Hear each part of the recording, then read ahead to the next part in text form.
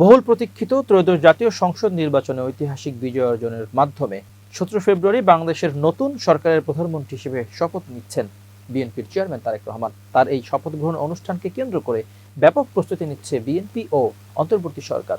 বিএনপির নীতি নির্ধারণী পর্যায়ের নেতৃত্বের সঙ্গে আলোচনায় ভিত্তিতে নতুন মন্ত্রিসভার শপথ অনুষ্ঠানে অংশ নিতে ভারত, চীন ও পাকিস্তান সহ 13 দেশের সরকার প্রধানকে আমন্ত্রণ জানানো হয়েছিল এবং এটি জানানো হয়েছিল অন্তর্বর্তী সরকারের প্রধান উপদেষ্টা ডক্টর মোহাম্মদ ইউনূসের পক্ষ থেকে। তবে তারই মধ্যে এই অনুষ্ঠানে ভারতের প্রধানমন্ত্রী নরেন্দ্র মোদীর আশা নিয়ে তৈরি হয়েছে নানা জল্পনা কল্পনা এবং আলোচনা সমালোচনা। খবর হিন্দুস্তান টাইমসের। ভারতীয় সংবাদ মাধ্যমটি বলছে, বাংলাদেশের পরবর্তী প্রধানমন্ত্রী হিসেবে তারেক রহমানের শপথ অনুষ্ঠানে যোগ দিতে ভারতের প্রধানমন্ত্রী নরেন্দ্র মোদীকে আমন্ত্রণ জানিয়েছে ঢাকা। আগামী 17 ফেব্রুয়ারি অনুষ্ঠেয় এই আয়োজনে আঞ্চলিক অন্যান্য দেশের নেতাদেরও আমন্ত্রণ জানানো হয়েছে বলে সংশ্লিষ্ট সূত্রগুলো জানিয়েছে। শনিবার গভীর রাতে ভারতের কাছে আমন্ত্রণপত্র পৌঁছে দেওয়া হয়।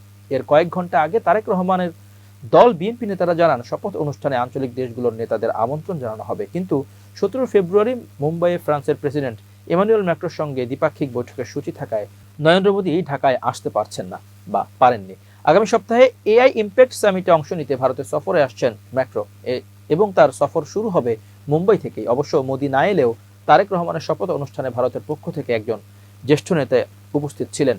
বিষয়টি সম্পর্কে অবগত কয়েকজন ভারতীয় কর্মকর্তার বরাত দিয়ে বলা হয়েছে, ভারত বাংলাদেশের সঙ্গে তাড়াহুড়ো করে সম্পর্ক পুনর্গঠনের চেষ্টা করতে চায় না। যদিও সম্পর্ক তলানিতে নেমে যাওয়ায় তা পুনরায় পুনর্গঠন করা এখনো দিল্লির কাছে অগ্রাধিকার। কূটনৈতিক সূত্রে জানা গেছে, তারেক রহমানের শপথ অনুষ্ঠানকে ঘিরে আমন্ত্রিত দেশের তালিকায় রয়েছে চীন, সৌদি আরব, তুরস্ক, ভারত, পাকিস্তান, সংযুক্ত আরব আমিরাত, কাতার, মালয়েশিয়া, ব্রুনেই, শ্রীলঙ্কা, নেপাল, মালদ্বীপ ও ভুটান। বিএনপির নীতি নির্ধারণী পর্যায়ের নেতৃত্বের সঙ্গে আলোচনার ভিত্তিতেই এই 13 দেশের সরকার প্রধানকে আমন্ত্রণ জানানোর সিদ্ধান্ত নিয়েছিল অন্তর্বর্তী সরকার। এর আগে শুক্রবার 13 ফেব্রুয়ারি বেসরকারিভাবে ত্রয়োদশ জাতীয় সংসদ নির্বাচনের ফল ঘোষণার পর তারেক রহমানকে ফোন করে অভিনন্দন জানান ভারতের প্রধানমন্ত্রী নরেন্দ্র মোদী। ওই ফোন আলাপে দুই দেশের সম্পর্ক জোরদার এবং অভিন্ন উন্নয়ন লক্ষ্য এগিয়ে নিতে একসঙ্গে কাজ করার আগ্রহ প্রকাশ করেন তিনি।